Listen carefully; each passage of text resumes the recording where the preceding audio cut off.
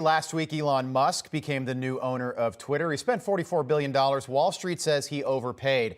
So how does he make that money back? Joining us now to discuss, D.C. Drano, lawyer and conservative activist and author of the new book, Unmuzzle Me Please, Rogan O'Hanley, back with us this morning. Rogan, good to see you. Good morning. Good morning, Rob.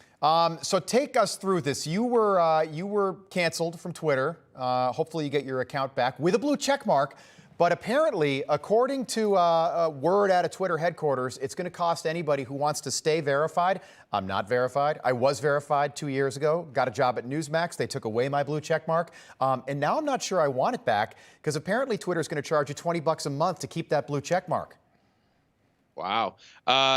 This is something I hope that they actually have more kind of VIP benefits of having the blue check. I hope there's a more fair process for earning that. Right now, it's a very traditional leaning left set of circumstances. If you're a famous athlete, typically if you're a newscaster, if you're running for office, these kind of standard traditional metrics, but then also they obviously only favor people on the left. Doug Mastriano, GOP nominee for governor in Pennsylvania, he does not have a blue check. You don't have a blue check. I did not have a blue check, not in the same capacity as you guys, but I had over 400,000 followers before I was deleted for election misinformation, saying most votes in American history in quotes. I'm not even kidding. That was my fifth strike, and they booted me off.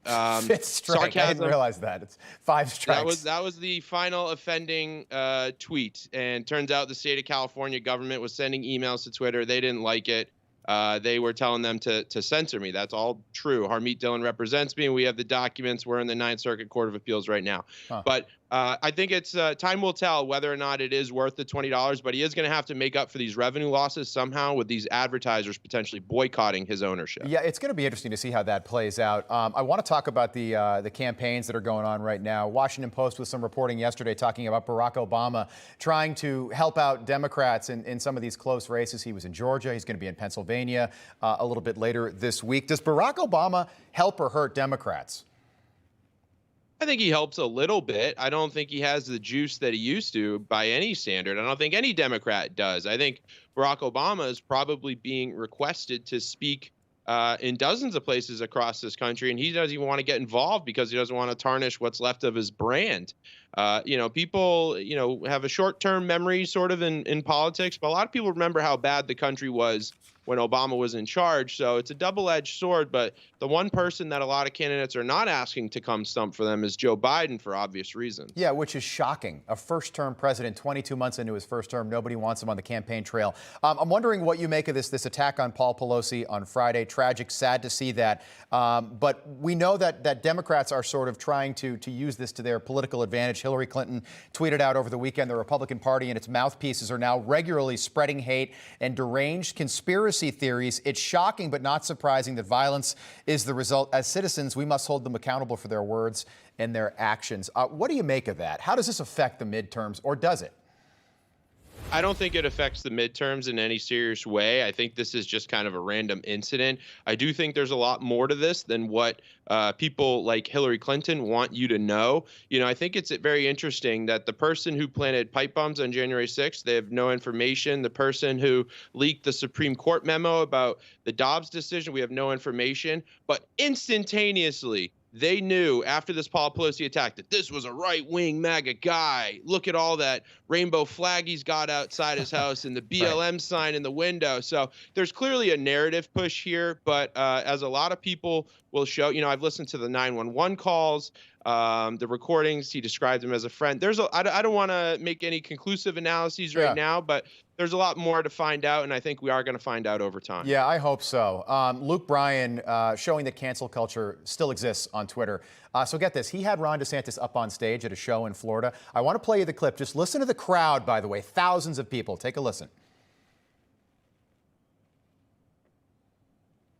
Oh, I'm being told we don't have the clip. Well, take my word for it, okay? Basically, they called Ron DeSantis up on the stage, and the crowd, they exploded. Here it is. Take a listen. We're going to raise some money tonight for the great state of Florida, all right?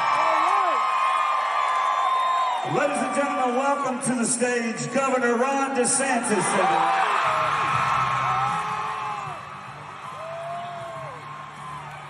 Okay, so basically, the left on Twitter, and I'm stunned this is still happening, but they tried to cancel Luke Bryan for having Ron DeSantis on Twitter, by the way, to raise money for Republicans, yes, who were affected by the hurricane, but Rogan, also Democrats that were affected by Hurricane Ian. What do you make of that? I mean, it's a sad state of affairs, but this just shows, the true nature of the shrieking radical left. Nashville is going through a sea change right now, right? So there's been a big population boom there, people from all over the country, but there seems to be a culture shift as well. And I think the left is losing a lot of ground. We've seen the Aldeans, Jason Aldean and Brittany Aldean, standing up for the innocence of children and protecting that. And now we're seeing, Luke Bryan, who did something that was bipartisan, something just to help people that are in need. And you had these shrieking leftists who could get mad at anything if the news told them to, and they're trying to go after Luke Bryan, who's on Hollywood shows. He's on like The Voice. I mean, he's kind of Mr. Bipartisan when it comes to country music. So it's just shameful. But a lot of people those people on Twitter, they are not the majority voice. The overwhelming majority of country music fans and people in Nashville support what Luke Bryan did. Yeah, listen to the crowd, all right? Totally innocuous what he did there. It's about hurricane relief. Rogan O'Hanley, great having you back on. Look forward to doing it again. Unmuzzle Me Please is the book. DC Drano on Instagram. There it is. Bravebooks.com. Thank you. Thanks, Rogan. Appreciate it.